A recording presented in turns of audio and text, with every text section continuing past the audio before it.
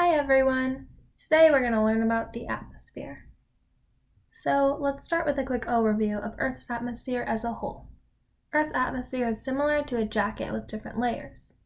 It surrounds our planet and keeps us warm, and protects the Earth just like a jacket does for us. But it's not the same everywhere. It has different layers with different qualities, and that is what we'll be learning about today. So let's get into the layers of Earth's atmosphere. Earth's 5 layers are the troposphere, stratosphere, mesosphere, thermosphere, and exosphere. And in between these layers are the boundary layers, the tropopause, stratopause, and mesopause. Each layer of the atmosphere has its own unique traits. The troposphere is the lowest layer of our atmosphere. Starting at ground level, it extends to about 6.2 miles above sea level. We humans live here, and nearly all weather occurs in this lowest layer. Next up, we have the stratosphere. The stratosphere extends from the top of the troposphere to about 31 miles above the ground. Commercial passenger jets fly in the lower stratosphere, partly because a less turbulent layer provides for a smoother ride. Next up is the mesosphere. The mesosphere extends up to about 53 miles above our planet, and most meteors burn up here. Then there's something called the Kármán line that comes a little after the mesosphere. The Kármán line is an imaginary line that scientists use to define the border between outer space and Earth's atmosphere. It's at approximately 62 miles. Next up is the thermosphere. Many satellites orbit Earth within the thermosphere. The northern and southern lights occur here too. Next is the exosphere, and there's no clear-cut boundary where the exosphere finally fades into space. So, to get a better idea of the environment where your balloon payload will travel, let's look at the troposphere and stratosphere in some more detail. Remember, the troposphere is the first layer of Earth's atmosphere. It's the layer of the atmosphere that we call home. This layer has the air we breathe, the wind we feel, and the clouds in the sky. The troposphere is between 5 to 9 miles thick, depending on where you are on Earth. When you see a storm outside your window, you know you're on the troposphere, because this is where weather takes place. Now let's talk about the stratosphere. Here, the air is not mixed up by any storms or turbulence, so cold, heavy air is at the bottom and warm, light air is at the top. The stratosphere has the ozone layer. This layer absorbs the ultraviolet radiation from the sun, which makes the top of this layer pretty hot. The ozone layer is sort of like sunscreen for the Earth. It helps protect the Earth from harmful UV radiation like sunscreen does for us. This layer extends upward to about 31 miles above the ground. So now let's talk about the temperature in the troposphere and stratosphere. So the temperature at the bottom of the troposphere is warmer than the top because in the troposphere, temperature decreases with altitude.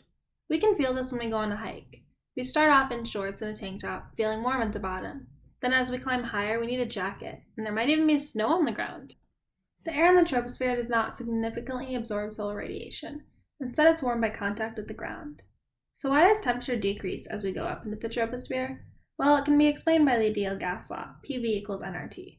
The pressure at the top of the atmosphere decreases because there is less force pushing on you as you increase with altitude. The temperature begins to level off at the tropopause, and this change can be clearly seen in your data.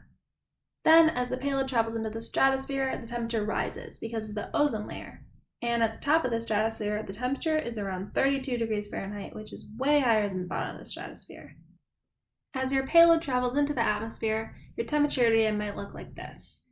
Your temperature will decrease in the troposphere, level off in the tropopause, and increase in the stratosphere. And it'll do the exact opposite on the way down.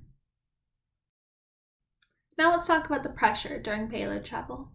Atmospheric pressure, or air pressure, is the force of air weighing down over a unit of area. We aren't crushed by this pressure because the molecules inside our body are pushing outward to equalize with the air pressure pushing inward. During the ascent of our payload, the pressure decreases as it goes through the troposphere. As the payload travels to the stratosphere, the pressure decreases to 1 millibar, which is 1,000 times less than the pressure on the surface of the Earth.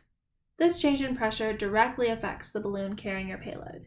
The balloon starts at about 8 feet in diameter on the ground and then grows to about 80 feet in diameter at apogee, which causes it to burst and the flight string to get back to the ground.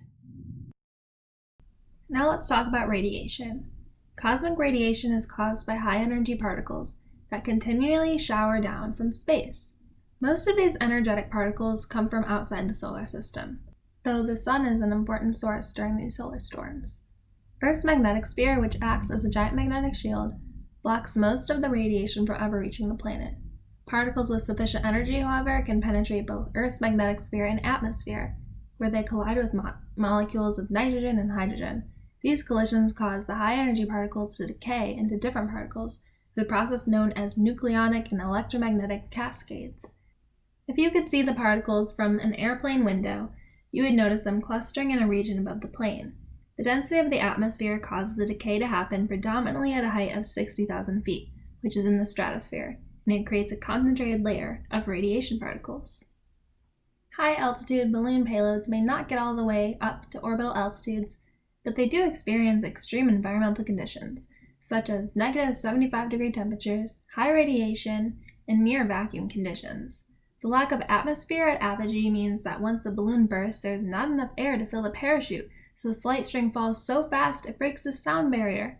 This extreme environment provides a great platform for experiments and adventures through the layers of Earth's atmosphere. Good luck, everyone, and have fun!